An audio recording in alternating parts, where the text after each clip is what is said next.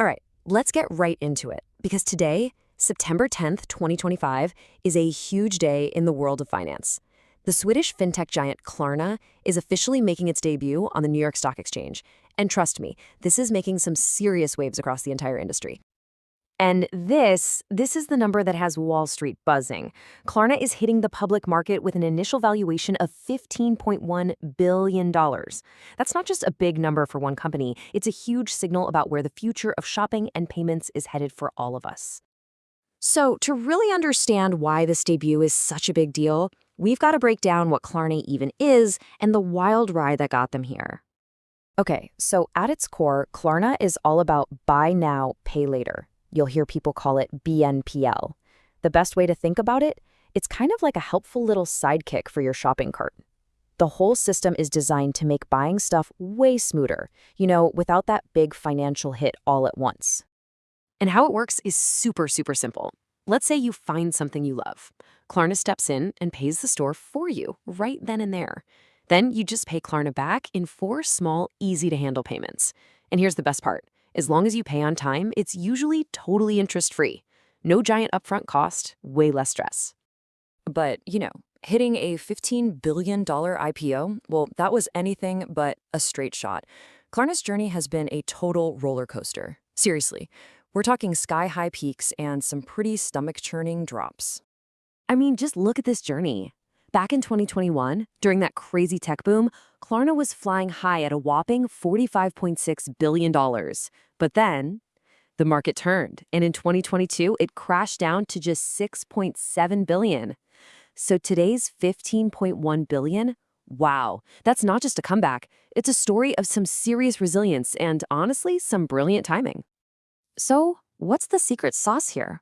Why does this model work so well? Well, get this. In 2024, Klarna said that 99% of its loans were paid back on time, no problems. Now, compare that to traditional credit cards, which have a delinquency rate of around 3%. That's a massive difference. So for you, the shopper, it's flexible. But for the lenders, that kind of reliability is pure gold. Now, it's really important to understand that Klarna's big day isn't just happening in a vacuum. It's actually the star player in a much bigger story that's unfolding. What we're seeing is the great fintech comeback of 2025. The whole market for IPOs is absolutely on fire right now. I mean, we've already seen 144 companies go public this year alone. That's a 53% jump from last year. It's clear that investor confidence is roaring back, and you know who's leading the pack? Fintech. So why now? What makes 2025 the magic year for this?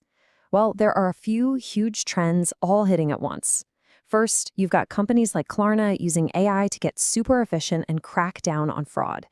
Then, the whole buy now, pay later model is just booming as people try to deal with higher prices.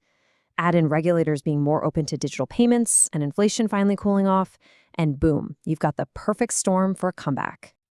And right at the heart of Klarna's game plan for the future is one single massive target, the United States. This whole IPO, it's basically rocket fuel for their American dream. But why the New York Stock Exchange specifically? I mean, for a company from Sweden, that's a big deal, right? Absolutely. And it's about so much more than just the money. I love how one source put it. Listing on the NYSE is like getting a gold star from the finance teacher. It's this instant stamp of approval, a huge credibility boost that helps them build trust in what is now their most important market. And you can see that focus on the US is paying off. Big time. Klarna has already grabbed more than a quarter of the entire American buy now, pay later market. That puts them ahead of huge competitors like Affirm and Afterpay. So yeah, the US isn't just a market for them, it's the battleground. And let's be clear, this didn't happen by accident. This was a calculated strategy. They built this thing piece by piece. They locked in a massive $26 billion funding deal. They got into partnerships with almost 800,000 merchants. We're talking giants like Walmart. And they did it all while leveraging a global user base of 111 million people. It's a textbook example of how to expand strategically. Okay, so we've got a Swedish company making it big on Wall Street. You might be thinking, cool, but what does that have to do with me? Well, actually, a lot. The ripples from this IPO are going to affect all of us, whether you're a shopper, an investor, or just someone who buys things. So let's boil it all down. What are the big takeaways here? Number 1, buy now, pay later is coming for the credit card's crown. It's a real challenger. Number 2, the whole growth at all costs tech bubble thing, that's over. Investors want to see actual profits now, not just hype. 3, the US market is the main arena where the future of fintech is going to be fought. And finally, number 4, AI is not just a buzzword anymore. It's an absolutely essential tool for winning in finance today. And all of this brings us to one final, really fascinating question. You know, the last time a major Swedish tech company made this leap in the US, it was Spotify, and its value has more than tripled since then.